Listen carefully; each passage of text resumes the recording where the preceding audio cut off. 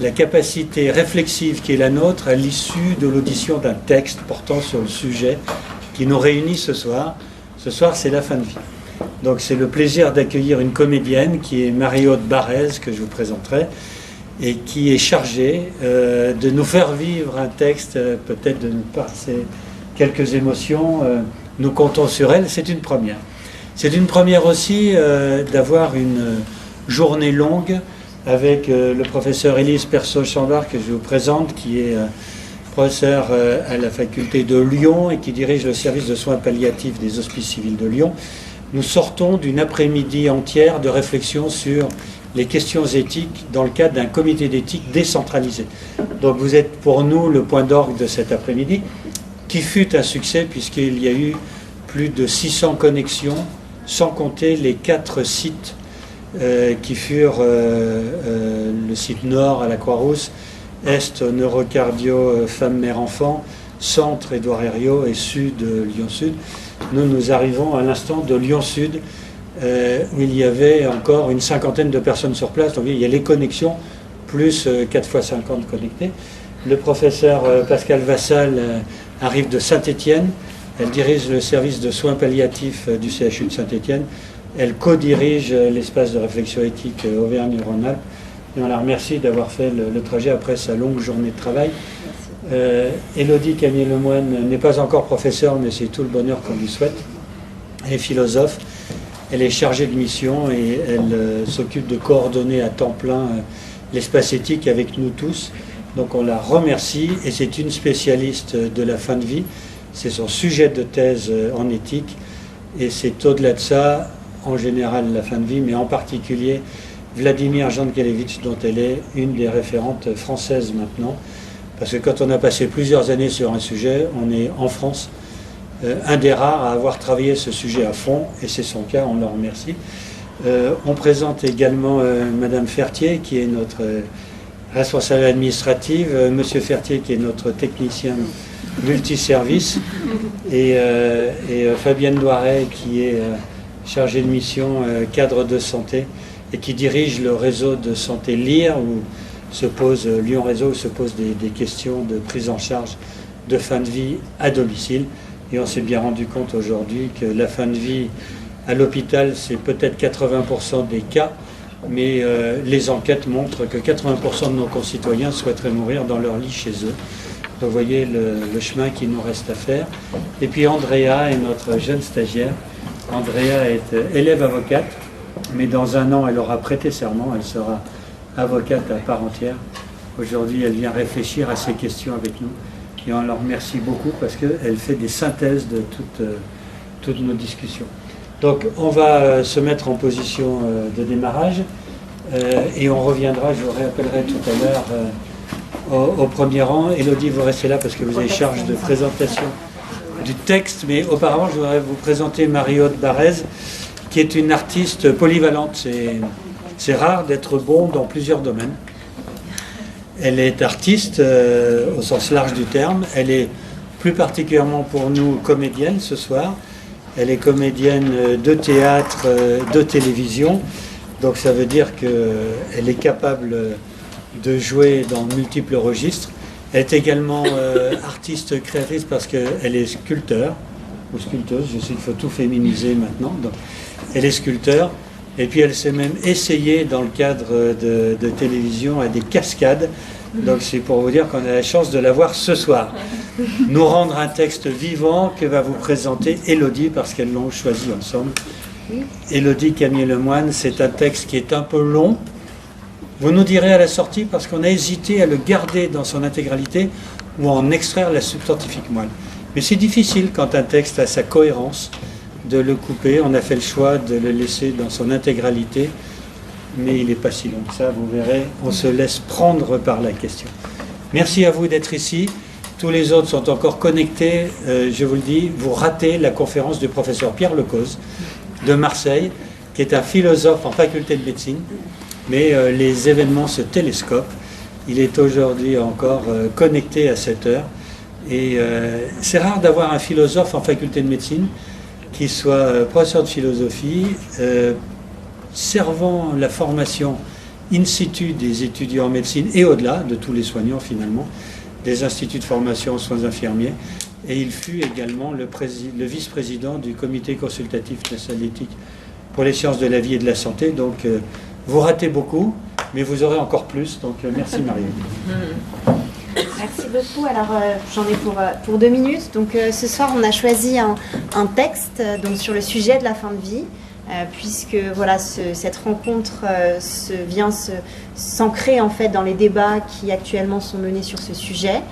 Depuis septembre jusqu'à mars 2023, on organise un ensemble de rencontres et effectivement on a voulu tester un nouveau format et ça nous semblait intéressant du coup de pouvoir partir de cette lecture incarnée du coup et de pouvoir après prendre un temps de discussion. Donc à la suite de la lecture de Marie-Aude Barrez, on sera bien évidemment ensemble encore un petit peu pour pouvoir vous entendre aussi, que ce soit sur des choses que vous aurez entendues dans le texte ou que ce soit d'autres éléments en lien avec ce sujet de la fin de vie.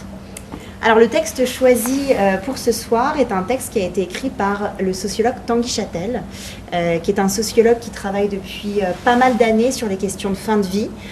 En ce moment même, il développe plus d'éléments autour de la vulnérabilité, c'est un sujet qui lui tient à cœur. Pourquoi avoir choisi un texte de Tanguy Châtel? Parce qu'il a une double caractéristique. Alors il est sociologue, il va essayer de comprendre ce sujet-là à l'échelle d'une société, à l'échelle de la vie collective, et ça c'est intéressant, c'est tout le sujet qu'on a en ce moment avec les débats nationaux. Et d'autre part, il a été pendant de nombreuses années bénévole en fait, accompagnant en soins palliatifs, ce qui fait qu'il a une sociologie, une conceptualisation qui est vraiment liée à la réalité des situations. Et ça en fait, ça fait de lui un sociologue intéressant et ça donne des textes assez justes et assez précis.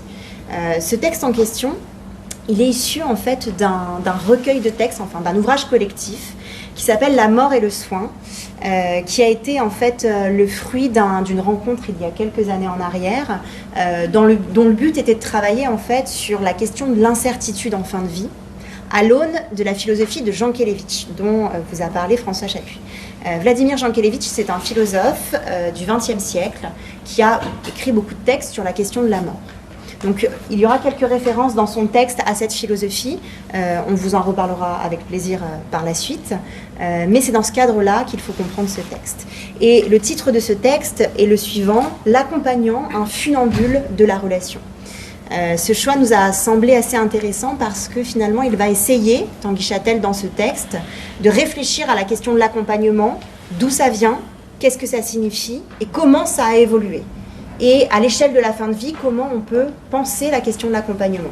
Et c'est finalement tout le sujet qu'on se pose aujourd'hui, c'est toute la question qu'on se pose aujourd'hui, comment permettre un accompagnement qui soit le meilleur possible, le plus juste possible, que ce soit dans le soin, que ce soit juridiquement parlant, ou que ce soit par la réflexion. Donc ce texte est une porte d'entrée sur ces questions-là. Donc merci encore pour cette lecture et je vous donne rendez-vous après pour l'échange. Merci à vous. Vous me dites si vous m'entendez bien. La mort est un événement certain qui, par nature, nous convoque au cœur même de l'incertitude. L'incertitude quant à l'efficacité des traitements thérapeutiques. Au moment précis de la survenue de la mort, à la manière dont le patient et ses proches vont réagir, à la possibilité d'une vie après la mort, aux incidences médicales, sociales, juridiques, éthiques, économiques, etc. Au cœur d'une société de plus en plus savante, de plus en plus scientifique, force est de constater que la question de la mort résiste de plus en plus à nos certitudes et vient les ébranler sans ménagement. Il n'est pas étonnant que la question de la mort ait occupé une place si cruciale dans la pensée de Vladimir Jankélévitch, qui est un des initiateurs d'une réflexion modernisée sur ce sujet si archaïque. La réflexion qu'a impulsée Vladimir Jankélévitch est brûlante d'actualité, puisque l'incertitude dans le champ de la mort n'a cessé de s'amplifier, malgré ou avec le progrès de la science, notamment ceux de la réanimation, et nous mène désormais au vertige, mais aussi simultanément à la responsabilité éthique. Dans le sillage de cette réflexion, le champ d'incertitude que je voudrais évoquer ici est celui de la dimension relationnelle avec une personne qui se prépare à mourir et qu'on peut illustrer à travers la relation d'accompagnement théorisée et la mise en pratique par les soins palliatifs. La perspective de la mort, à elle seule, est certes une altérité radicale et incertaine par rapport au déroulement ordinaire de la vie. Mais elle inaugure une autre altérité à travers la relation d'accompagnement qui n'est pas moins incertaine.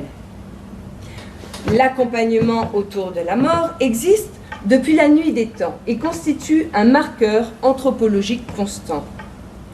Le souci du mourant apparaît avec la ritualisation des funérailles comme un, sinon le critère déterminant du concept d'humanité. À la fin du XXe siècle, il redevient un enjeu de société de premier plan, sous l'effet du développement des soins palliatifs, surgit en forme de cri de révolte contre l'abandon des patients jugés incurables.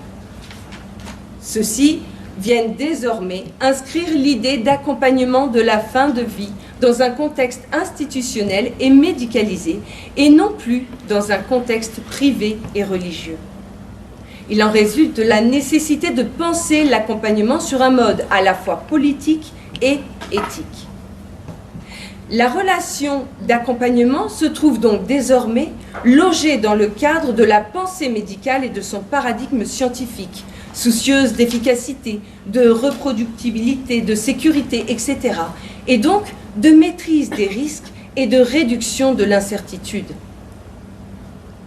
L'accompagnement, une posture qui fut longtemps directive et assurée. Avant la prise en charge de la fin de vie par la médecine moderne, l'accompagnement se pensait comme une posture, voire une clinique caractérisée par une relative certitude. Pendant des siècles, la certitude était celle des représentations religieuses, de l'enfer et du paradis, du péché, de la paix, protocolisées par les artes moriendi et le savoir-faire plutôt orienté des accompagnements spirituels. L'accompagnement consistait en cet art de guider, de manière plutôt directive, avec une certaine représentation du but et du bien. On parlait d'ailleurs de direction spirituelle, plus rarement d'accompagnement. Les deux représentations du but et du bien se retrouvent d'ailleurs dans l'étymologie de ce mot d'accompagnement, ad cum panem. Le but à travers le préfixe ad, la direction, et le bien à travers le suffixe panem, le pain, qui furent longtemps référés à une certaine idée du salut. C'est le religieux qui, pendant des siècles, était détenteur du savoir autour de la mort. Il avait la fonction et la tâche d'exhorter le mourant sur la voie de la confession et de la réconciliation, et de lui administrer les derniers sacrements, et cela ne souffrait d'aucune discussion. Au XIXe siècle, la médecine hérite de la mission de salut en lieu et place du religieux, dont l'influence sociale décline fortement. Si elle se révèle compétente en matière de salut du corps, dans les limites de l'incurabilité de certaines maladies, la médecine se trouve totalement démunie en matière de salut de l'âme, puisque ce n'est pas sa mission. Naît alors ce lent mouvement d'abandon et d'exclusion des mourants, analysé par le sociologue Norbert Elias, et de déspiritualisation de la fin de vie qui sera le socle plus tard, dans les années 1980, de la révolte des soins palliatifs. Avec cette prise en main de la fin de vie par la médecine, le soutien aux mourants ne porte plus tant sur l'attention extrême à l'âme, avec un certain mépris pour le corps, que sur l'attention extrême au corps, avec un certain mépris pour l'âme. Pour autant, les accompagnements demeurent aussi directifs qu'à l'époque religieuse. Le médecin décide seul, prescrit et impose des traitements, et détient la vérité sur l'état du patient, au point de trouver normal de la lui cacher. Pour son bien, assure-t-on, pour l'inciter à ne pas lâcher le combat, pour la guérison, une vision où la vie considérée comme le bien suprême doit encore être préservée à tout prix. Médecins et religieux se partagent donc la tâche d'accompagner. Le premier sur un mode dominant, le second sur un mode subalterne. Ils s'opposent dans leur visée, mais partagent le même paradigme, qui fait d'eux des figures d'autorité. L'accompagnement est alors encore pensé comme le moyen sûr, solidaire et vertueux de guider doctement quelqu'un vers son meilleur bien, idéalement vers la guérison, à défaut vers son salut. Cet accompagnement repose sur l'idée que le patient, en raison de sa fragilité ou de son immaturité, ne peut pas être considéré comme autonome. Il est alors naturellement un processus à la fois paternaliste et maternant qui consiste à prescrire et secondairement à réconforter. Il s'appuie sur des représentations en forme de certitude ou des convictions érigées au rang de certitude et repose sur le savoir et l'expérience de guide.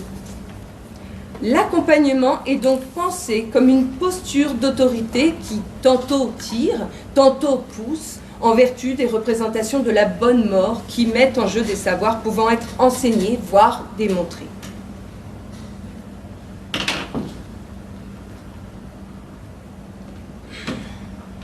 L'accompagnement, une posture qui devient incertaine. Dans les premiers temps des soins palliatifs, il y avait encore la perspective quelque peu idéalisée d'une mort apaisée qui incitait à encourager, sinon à guider le patient vers son apaisement, ce qui reste souhaitable, mais qui a pu s'exercer de manière parfois peu éthique. Au nom de cet idéal, les accompagnants pouvaient parfois prendre la main sur le patient et exercer à son endroit des influences plus ou moins subtiles. La conversion religieuse avait cédé la place à l'obligation psychologisante de se pacifier avant de mourir, comme une extrême onction laïque. Au même moment, existaient également des représentations qui tendaient à survaloriser le mourant, établi comme possible professeur de vie. Marie de Hennezel, en 1980, sous-titrait son livre phare « La mort intime »,« Ceux qui vont mourir nous apprennent à vivre ». Renversement de perspective, où le mourant serait par hypothèse dépositaire d'un savoir empirique sur le bien mourir, qui pourrait guider ses accompagnants devenus alors disciples. Dans cette vision dénoncée par le psychanalyste Higgins en 2003, le mourant, par hypothèse, serait amené par la force des choses et de l'expérience à défricher un terrain inexploré et serait à même de livrer les clés au commun des mortels. Il est clair que ces deux postures divergentes n'étaient pas encore des postures équilibrées, ni éthiques, toutes empreintes qu'elles étaient de paternalisme éventuellement inversé, de mythes de sauveurs pour les uns, d'héroïsation pour les autres, jusqu'à parfois un certain voyeurisme. Au tournant des années 2000, on assiste à un basculement radical de la doctrine en matière d'accompagnement. C'est tout particulièrement la psychanalyse, devenue légitime dans le monde médical, qui est venue corriger la perspective en relégitimant la responsabilité du patient et sa capacité à parcourir, en dépit de sa fragilité, le chemin de la fin de sa vie selon ses choix personnels, fussent-ils faits de colère ou de renoncement à vivre. Le modèle psychanalytique invite les accompagnants à se distancier émotionnellement, affectivement et moralement, et à être capables de supporter et d'accepter que l'autre meure malgré tout dans la colère, l'inquiétude, l'incertitude, sans que cela ne soit considéré alors comme un échec.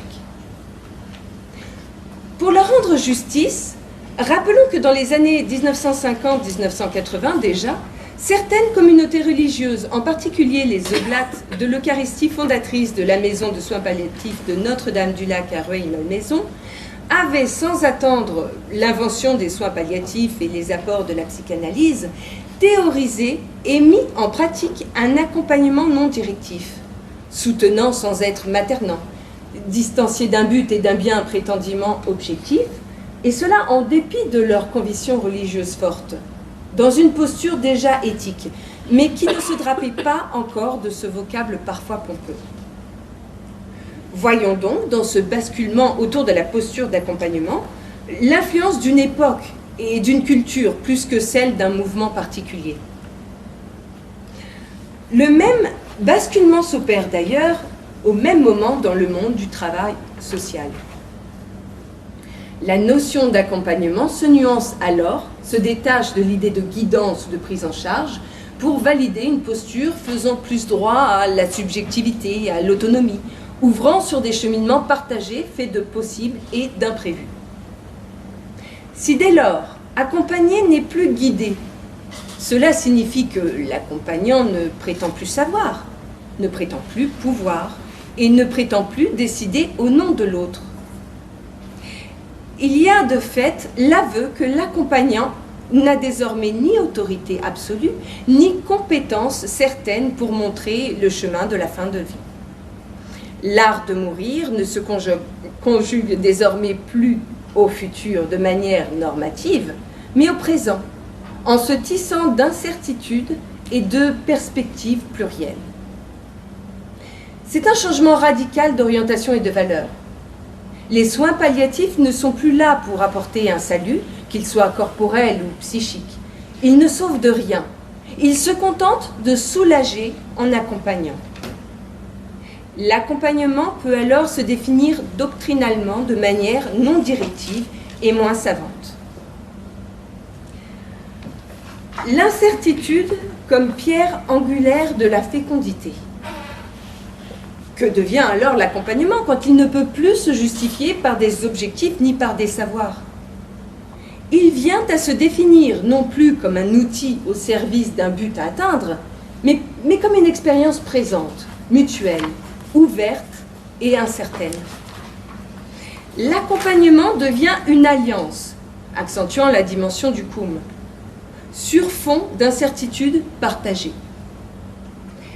La métaphore devient celle du pèlerin qui se soucie plus du chemin parcouru pas à pas que du but visé, et qui, chemin faisant, se lie et s'allie avec un compagnon de voyage. L'un et l'autre sont sur une route de vie dont le but est quasi sûr, évoquant la codité de Vladimir Jankélévitch, mais dont les aléas, le rythme, les détours, les pauses sont incertains, non écrits à l'avance. Ce sont ces détours, plus que le but, qui constituent le cœur et l'essence même, la crudité, de l'expérience. Dans les années 2000, les soins palliatifs, notamment à travers cette mutation du concept d'accompagnement, opèrent donc autour des questions épineuses de la mort, de la souffrance, de l'autonomie, de la liberté, de la dignité, etc. Une relégitimation de l'incertitude.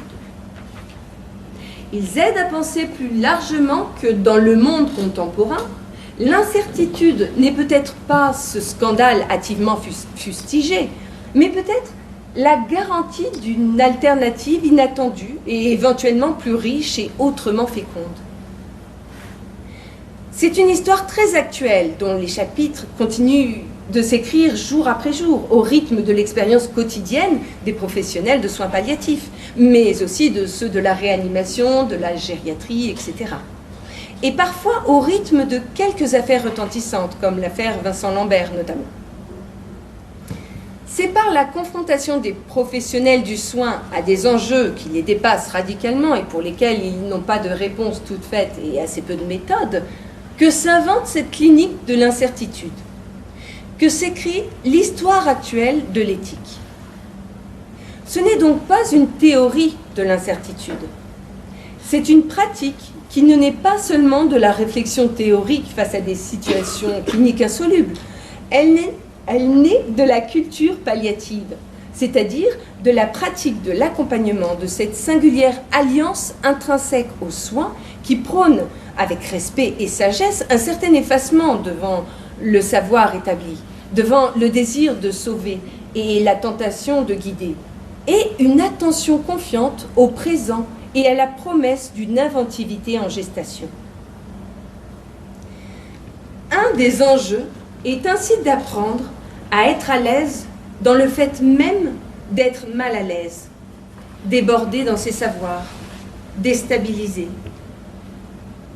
Il y a une autre fécondité, une mystérieuse prospérité dans cette aisance dans le malaise qui invite à l'humilité, au questionnement, au dialogue et à la collaboration, pour en faire jaillir des réponses neuves et plus éthiques.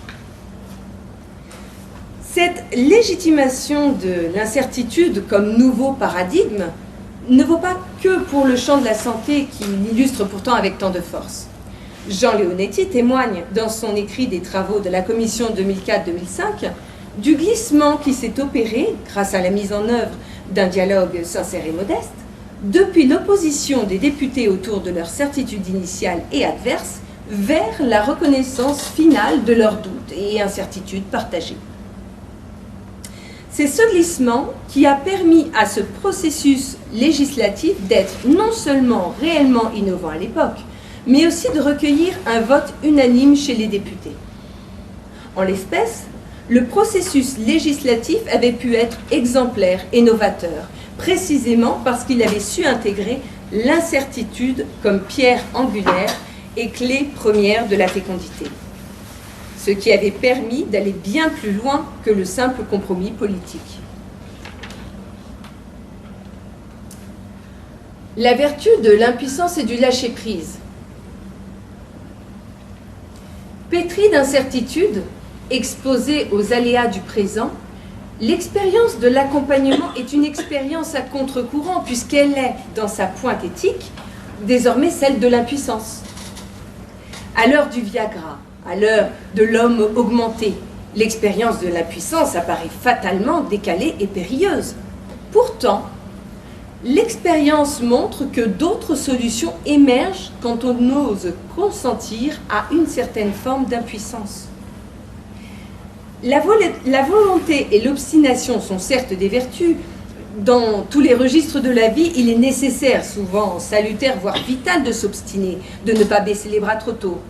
Mais il arrive à un moment clé, qui est celui de la rencontre avec les limites, intérieures ou extérieures, et celui du basculement dans un autre paradigme.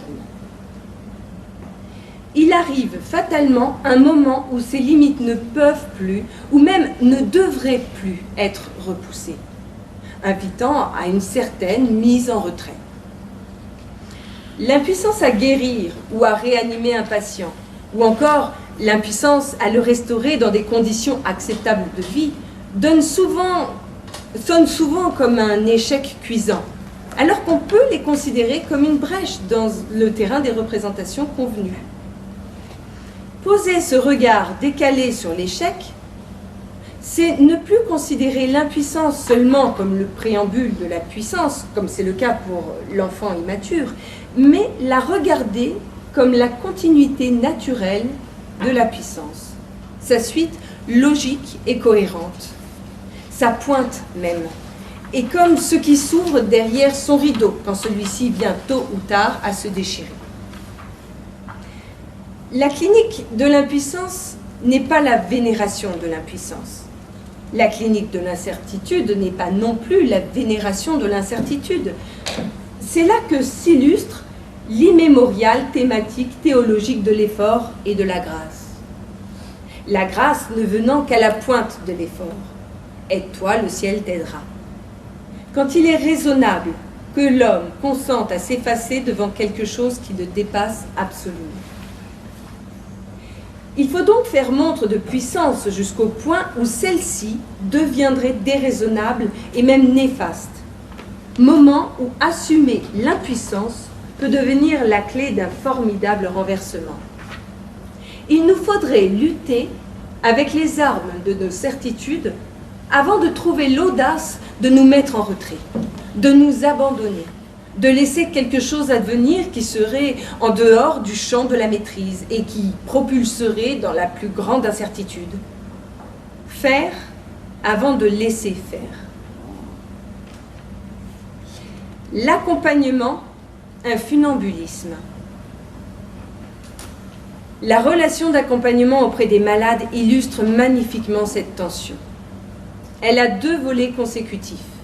Elle commence par proposer un savoir, des recommandations, des traitements, mais devant l'inéluctabilité de la mort et l'aveu d'impuissance qui se manifeste soudain, elle bascule dans un autre registre, celui d'une simple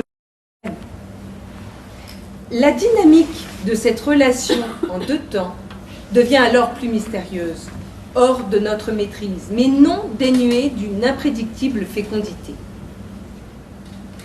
Cette perspective va bien au-delà de la résignation rationnelle à l'impuissance quand on n'aurait pas d'autre choix que d'abdiquer. Elle repose sur la folie du consentement à cette expérience de l'impuissance alors même qu'elle ne semble ouvrir que sur un gouffre.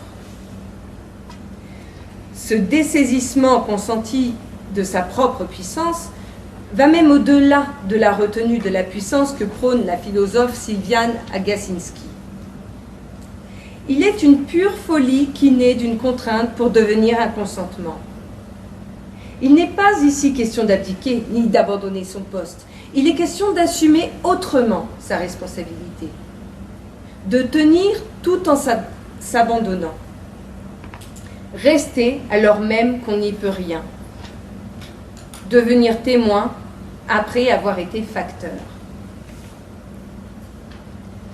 À partir de ce basculement, l'action se détache de la logique du résultat, si obsessionnelle aujourd'hui, pour épouser celle de la futilité. Quoi de plus futile qu'un regard, une caresse, une présence silencieuse, toutes ces attitudes qui demeurent quand l'activisme a cessé. Futile ne signifie pas que les choses ou les actes n'auraient pas de valeur, mais plutôt que leur valeur réelle, leur sens profond nous échappe et se tient dans les petites choses en apparence sans importance. La futilité s'oppose à la gravité, à l'utilité, au calcul, au poids, etc. Elle illustre la nécessaire légèreté, par-delà son apparente pesanteur, et l'imprédictibilité de la posture d'accompagnement.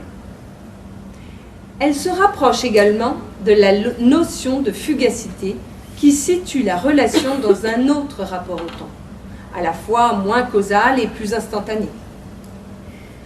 La futilité et la fugacité ne nous situent ni dans la pérennité, ni dans l'immédiateté, mais dans ce qui se tient entre les deux, dans la grâce, la durée et la saveur de l'instant présent, par opposition à l'instant absent, qui scande de nos jours ordinaires, celui qu'on traverse ou qui nous traverse sans laisser ni empreinte ni vitalité. De l'instant qui prend son temps, tout en sachant rester éphémère. La futilité et la fugacité nous convoquent, face au vertige de la souffrance et de la mort, à une posture d'équilibriste toujours incertaine qui ose se détacher de ses certitudes. Même les aumôneries s'interrogent aujourd'hui sur leur dénuement dans l'accompagnement de la fin de vie et valident assez largement aux représentations d'un chemin de vie inédit, jamais vu, jamais parcouru, éminemment subjectif, et la vision d'un accompagnement futile et fugace, fait d'impuissance, d'ignorance, mais aussi d'écoute et de présence bienfaisante et féconde. Véritable clinique de l'incertitude, accompagner n'est désormais plus guider. C'est assumer la posture du funambule. À rebours de ce qu'on pourrait naïvement croire à le voir se balancer si précairement au-dessus du vide, le funambule n'est pas un amateur. Ce n'est pas la posture de Charlot qui frôle le vide et y échappe par miracle. C'est plus sûrement celle de quelqu'un qui connaît les techniques de base et possède une réelle expérience qui lui permet précisément de jouer avec les équilibres. C'est celle de quelqu'un qui sait être à l'aise dans son malaise, qui a intégré ses savoirs pour mieux les dépasser et agir avec grâce au-dessus du vide. C'est la même chose pour l'artiste qui improvise et qui s'appuie sur un bagage, un acquis qui ne se voit pas, mais qui est le socle de son art. Mais un socle qu'il doit savoir oublier. L'expérience est ainsi le support de l'art du funambule, mais peut également devenir son piège s'il ne fait que prendre appui dessus. Il en est de même pour la relation d'accompagnement qui doit savoir voler avec légèreté au-dessus du précipice que constitue la fin de vie pour le patient et pour ses proches. C'est la condition pour être en mesure d'établir, non pas une fois une relation miraculeuse qui demeurerait isolée, mais plusieurs fois des relations répétées pour offrir, si possible, à chaque fois le miracle d'une relation vivante, sans directivité mais pleine de sens, avec toute l'attention, toutes les attentions requises dans le ici et maintenant, la créativité et la fécondité qui s'y tiennent secrètement. Réussir à être à l'aise dans l'incertitude repose donc sur le fait de pouvoir s'appuyer sur des acquis et avoir de l'assurance. C'est la clé pour être capable d'improvisation. Mais la clé seulement, pas la porte, ni le chemin qui se tient derrière.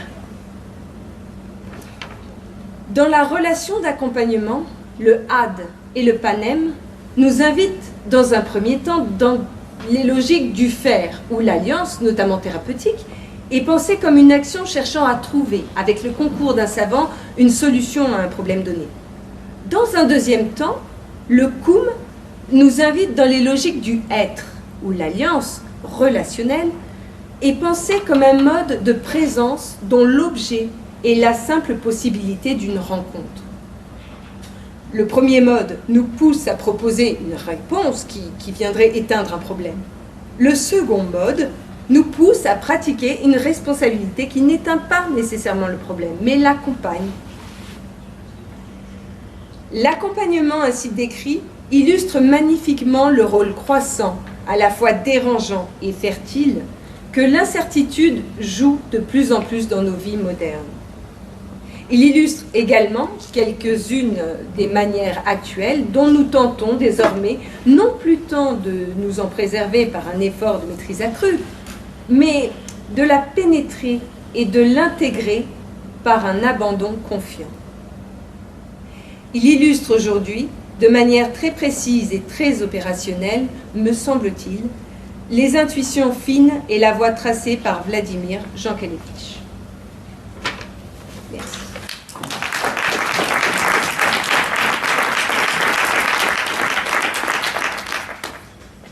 Merci beaucoup pour cette lecture. Vous avez vu qu'à un moment donné, on dit que tout ce cadre législatif qui permet ces évolutions dans un sens ou dans l'autre et de la mise en œuvre de moyens, non seulement réellement innovant à l'époque, mais aussi de recueillir un vote unanime chez les députés. Comme on a la chance d'avoir un député, on vous donnera la parole tout à l'heure.